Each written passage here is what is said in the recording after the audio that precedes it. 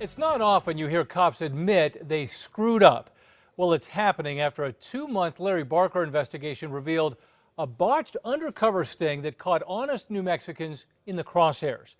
And what News 13's Larry Barker uncovered has the state issuing apologies and refunds.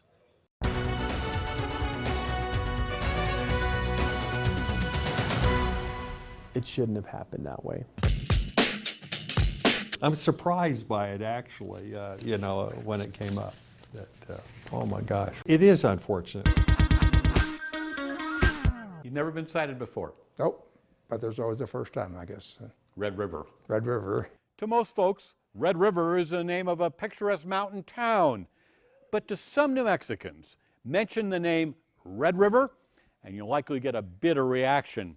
It all relates to an incident that took place there last June, in which a bunch of seemingly law-abiding folks got caught up in a bizarre government sting. Mike Unthank is superintendent of the Regulation and Licensing Department. As a result of what happened at Red River, what would you like to say to the vendors?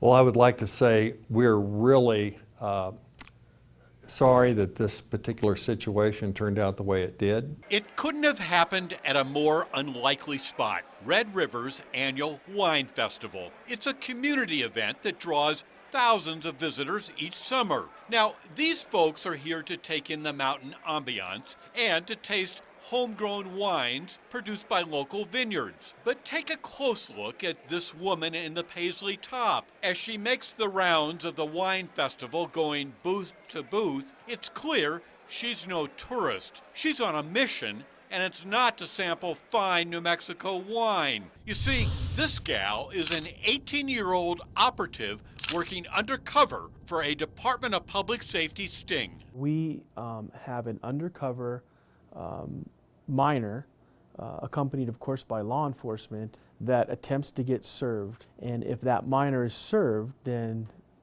enforcement action is taken.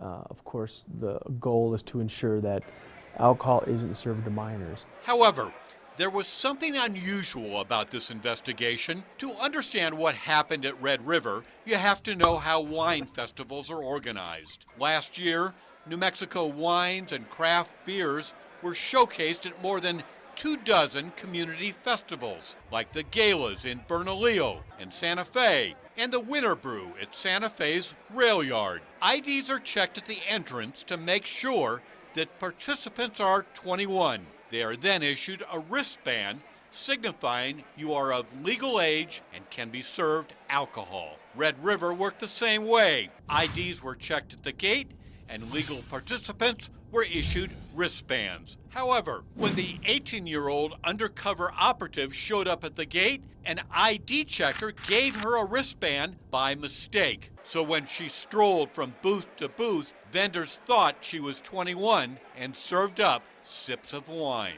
Oh my gosh, what a deal. You send somebody in with a wristband.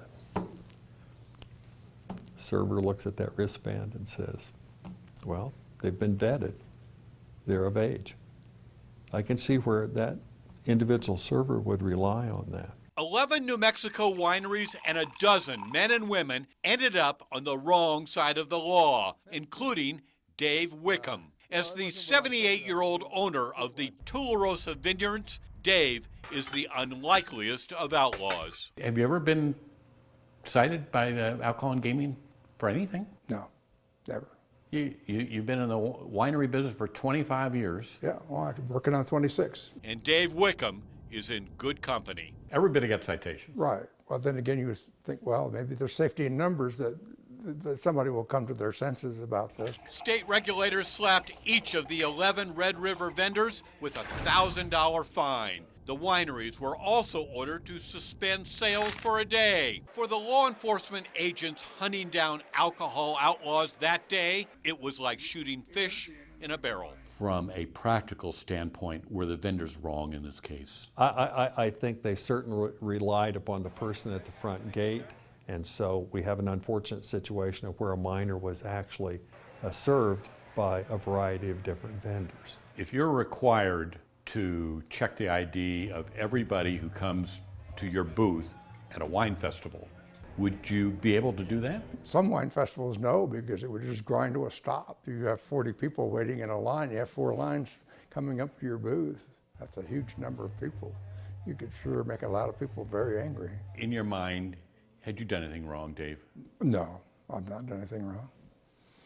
No, I wouldn't sell to a minor, and I don't think any of the other people that were there would either. For Dave Wickham, the Tularosa Winery is a labor of love. It's a small operation that barely pays the expenses. Business is a bit slow these days, but Dave doesn't grow grapes and produce New Mexico wine for the money. A single sip of wine offered to an undercover operative in Red River set back Dave Wickham $1,000. What does a $1,000 fine mean to you, Dave?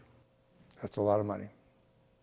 Instead of losing $20,000, I lost $21,000 last year probably. That's a lot of money. But there is a happy ending here. Following our investigation, Chief Cassettis decided to rethink Red River. I felt as the chief that there was a certain aspect of fairness that was taken away once we introduced that person into that event with an armband. I can't fault the agents for doing what they think is right, but at the end of the day, I have to do what's fair. And what's fair, according to the chief, is to cancel the Red River citations and make them warnings. As a result, no penalties will be assessed and fines collected will be returned. In terms of how this operation was organized, any other operation like this of its kind in New Mexico? Not that I'm aware of. You think there will be one in the future? I don't think so. Larry Barker, KRQE News 13. At the Red River operation, alcohol regulators slapped New Mexico wineries with $12,000 in fines. As you heard there, following the News 13 investigation, those fines were rescinded. We have much more on this story online, including more undercover video and a map of New Mexico wineries and breweries.